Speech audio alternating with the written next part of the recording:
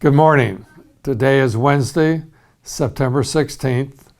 And once again, I hope that you are finding these videos informative and helpful.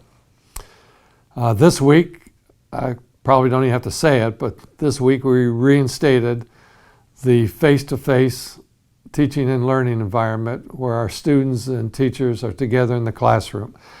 And by all accounts, for the last 3 days, Monday, Tuesday, and Wednesday, I have been told that everything is going very well. In fact, I've had the opportunity to visit our buildings, and things are running very smoothly. And I certainly give the credit to our teachers and support staff and students for making this happen. I also want to bring you up to date on our Rockford Virtual School. That has exceeded any expectation that we might have had in the past.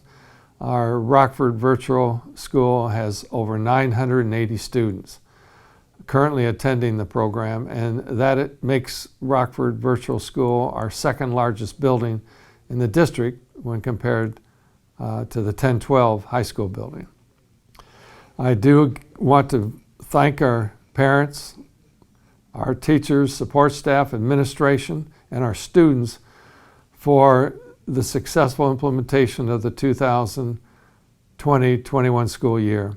Without your support, help, and cooperation, this would not have been possible. So thank you.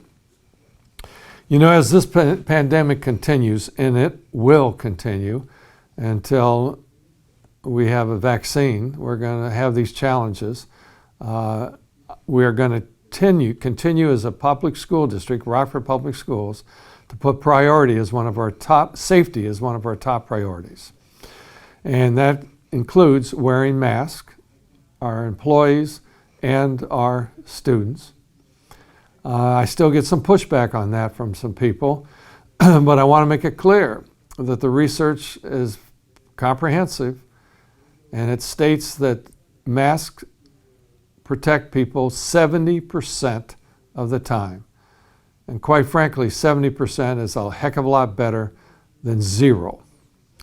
We also are encouraging at all times for our faculty, employees, and students and visitors to the building to use our hand sanitizing stations that are available everywhere throughout each of our schools and located on school buses as well.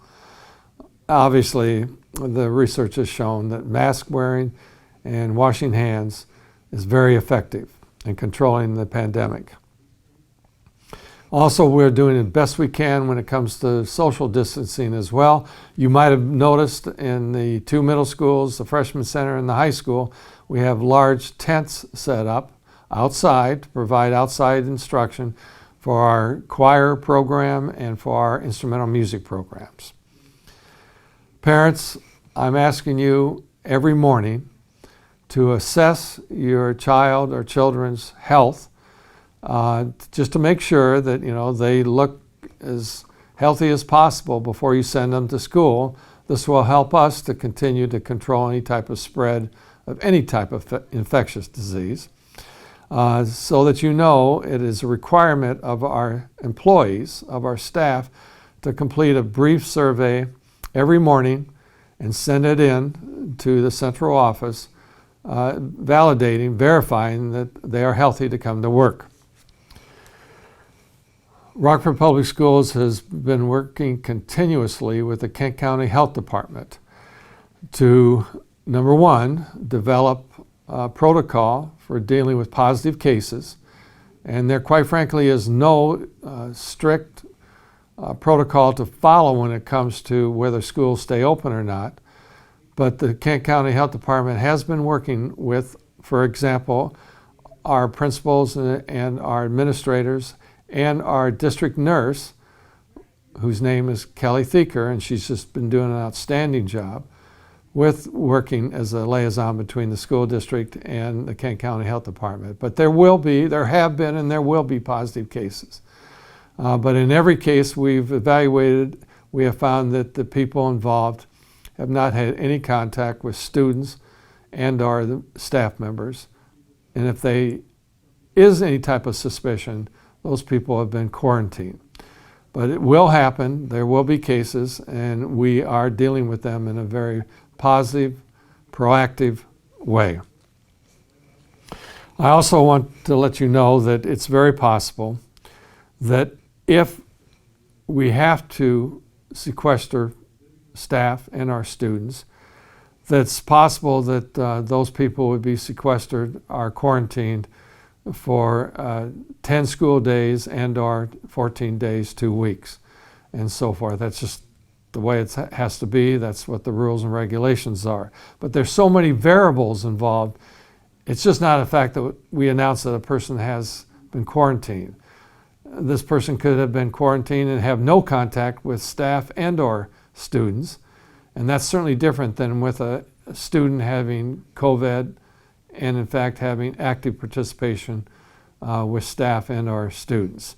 So we check these type of concerns out very carefully, and we follow the protocol established by the Kent County Health Department. I want you to know that if a building, for example, I'm not talking about a school district, but if a building in Rockford Public Schools has to be quarantined or closed for a 14-day period, which would be the requirement, we as that building for the Rockford Public Schools will follow exactly what we've been doing for the past 12 days, and that's running our remote online program. And as you know, the remote online program for the past 12 days, quite frankly, has operated very well. And it is the same method that we'll use if we have to close a building for a period of 14 days because of COVID-19.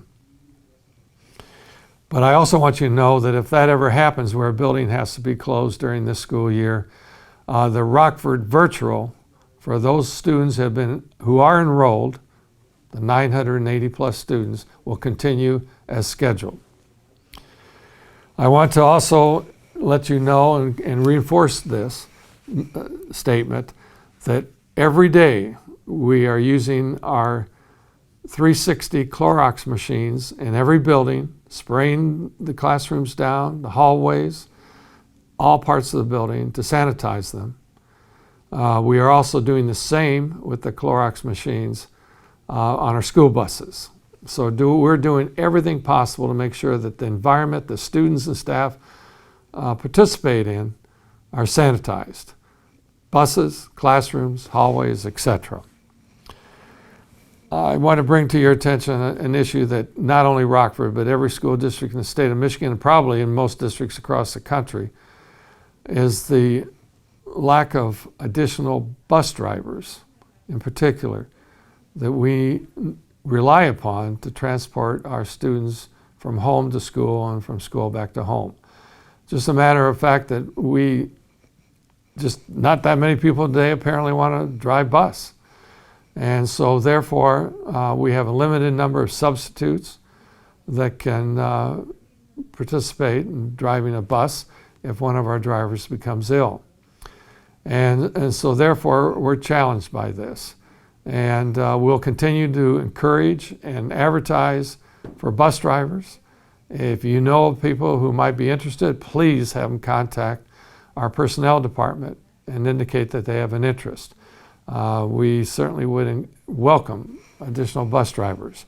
But I want you to know that there may come a day where a certain part of the week, part of a month, that we in fact do not have enough drivers to either handle take over for drivers that are sick and so forth, that are maybe on leave of some kind, that we would have to ask you as parents in certain cases, in certain schools, to be able to drive your child to school.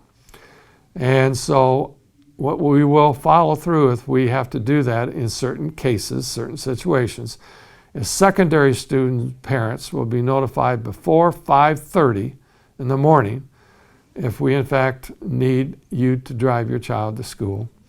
And elementary parents will be notified by 6:30 in the morning if we need you to drive your child to school. but this would be sporadic. It would not be district-wide, but I want you to know that we'll be informing you if there's a problem like this to happen. Okay, I guess I've basically covered a lot so far, but I hope you've learned from what I've had to say. I hope it's been informative. And I certainly encourage you, if you have questions, to contact your child's teacher, your child's principal, or certainly any administrator in the central office. I hope you have a great week, and I'll look forward to talking to you next Wednesday.